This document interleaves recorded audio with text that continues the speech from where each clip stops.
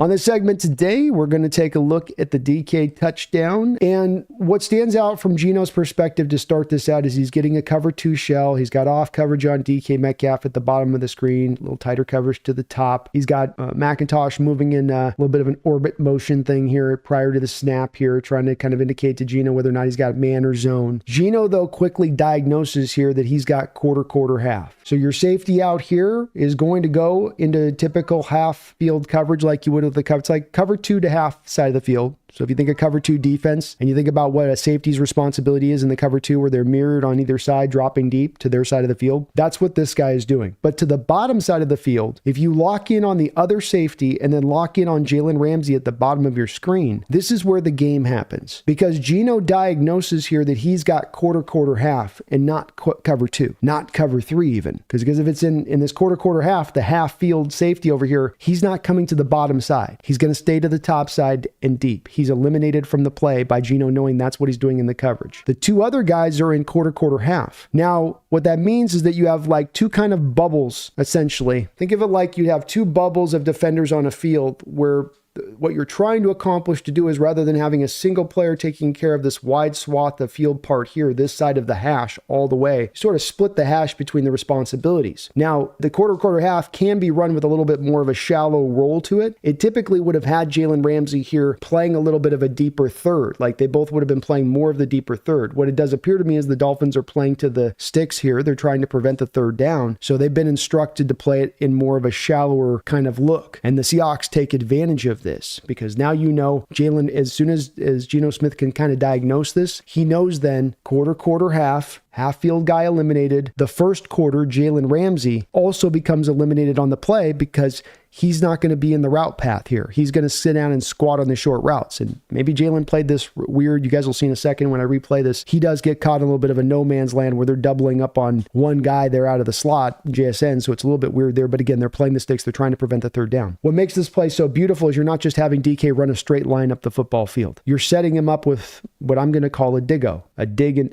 a go. You got your stop and goes. You got your slant and goes. This is going to be a diggo where he's setting a dig route where you can see with his feet when DK gets to the top of the screen, gives him a couple feet, step in. And this is where I've tried to at times point credit to DK Metcalf in where he has improved is in his route running over time through the years. Because you can see he gets this safety to completely jump up. The safety's caught, and this is where, again, look at Jalen Ramsey there stuck to the two on the bottom. You left the safety here in no man's land, but this is a bunch of good film study. This is recognition by Geno Smith. This is a great play call by Geno Grubb, because if DK just runs this up the field straight, right? The safety is going to try to stay on top and might very well be able to do so, having a good 10 yards of leeway there to kind of give up that ground over a 30, 40 yards of space. But because DK sells that inside route, he jumps in and then DK's got him, and that's how that gets wide open. So it's a great read by Geno. It's a great throw by Geno. Some people are trying to knock this like, well, it's a little, late in there. Why is it a little late in there? What I want you to do now is lock in on Geno, okay?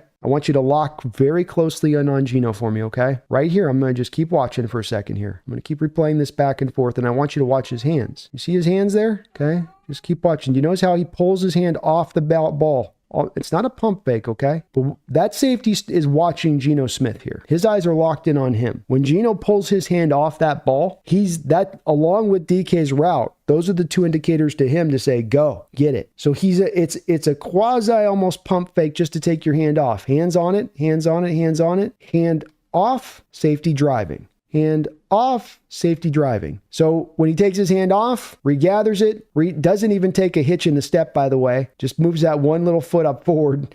That's good arm strength to be able to do that. Most guys got to do that little crow hop move to get this up. But then he flings it on this play. I'll play it a couple more times. I've seen this a bunch before, but hand off, get him to jump it, throw it over the top. Little details, veteran details. Guys that have been in this league for a very long time. Teammates working in tandem and setting a player up like that on this play. This isn't just throwing deep to DK Metcalf. There's actual intelligence involved in what they're doing here. Great job in pass protection. Cross doing work over there. Leaves his man running away. Cross got his man. I don't want any more. No, I don't want any more of you. You're a bad man. No more. I don't want to play anymore on this. You just twisted me. That hurt. But beautiful play call. You needed a big play in this moment to get on top of this team, set the stage, be able to kind of lean on them for the rest of the game. Big part of what defenses are doing, in my opinion, right now, are yes, making teams earn it over the top, but they have also found this kind of newfangled way of also taking away some of the short stuff that has been what offenses have been leaning on recently. And I think what is at times brought some of the offenses across the NFL here in this year and the last couple years to a bit of a standstill. Because now not only can I not dink and dunk you to death, but I can't hit you over the top either. And this is what's driving a lot of teams to go back to what? Old style football, just try to run it. There's no way to get on the passing game, so let's try to do this with the running game. And so you see that a little bit in the Dolphins' attempt in their defense here, what they're trying to do on this play, to take away the sticks there, take away the shorter routes, but then that will open you up over the top with a guy like DK. If you don't have safety help over the top, bingo, bango, you're done.